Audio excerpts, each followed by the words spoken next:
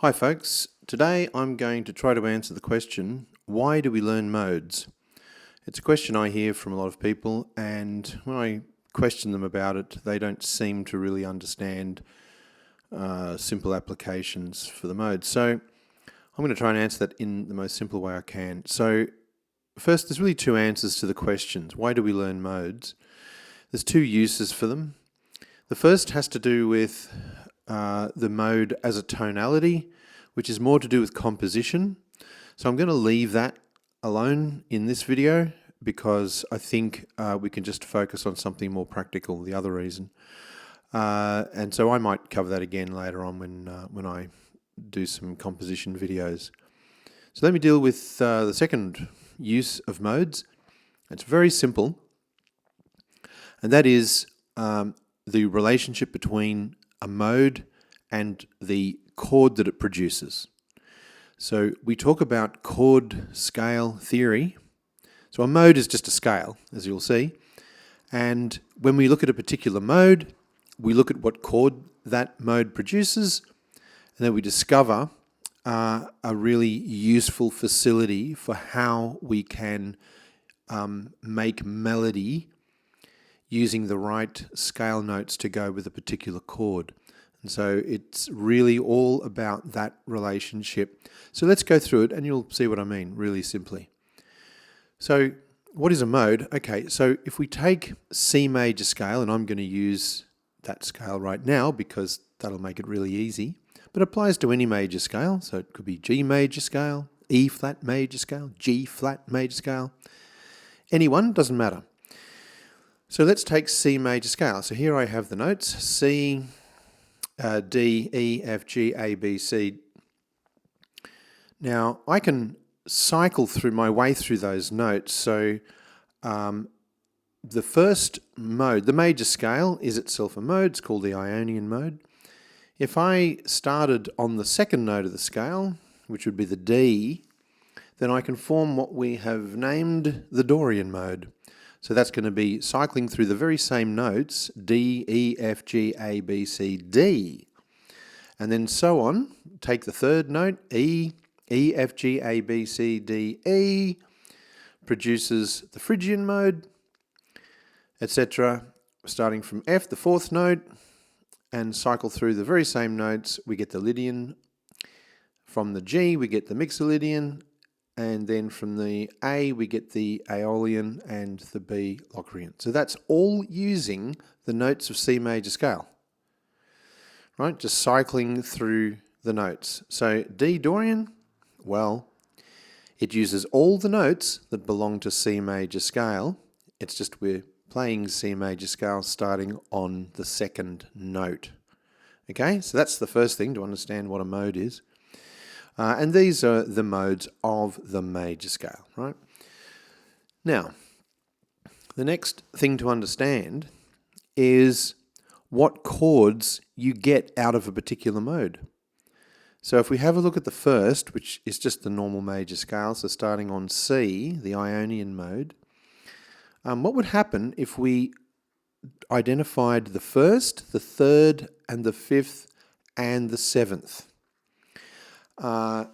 We look at seventh chords because that's what the mode can give us straight off the bat. So it would be a bit dull if we looked at triads. So modern contemporary music, seventh chords are very common. So we just look at the full seventh chord and relate that to the mode. Okay, so 1, 3, 5, 7. And when we do look at that from the first mode, and it produces C major seventh chord. So there we go, C, E, G, B. So what scale goes with a major seventh chord? Well, the normal major scale, because that's, when we look at the first, third, the fifth, and the seventh, that's the scale that goes with it. Now we can apply that same approach when we have a look at the second mode.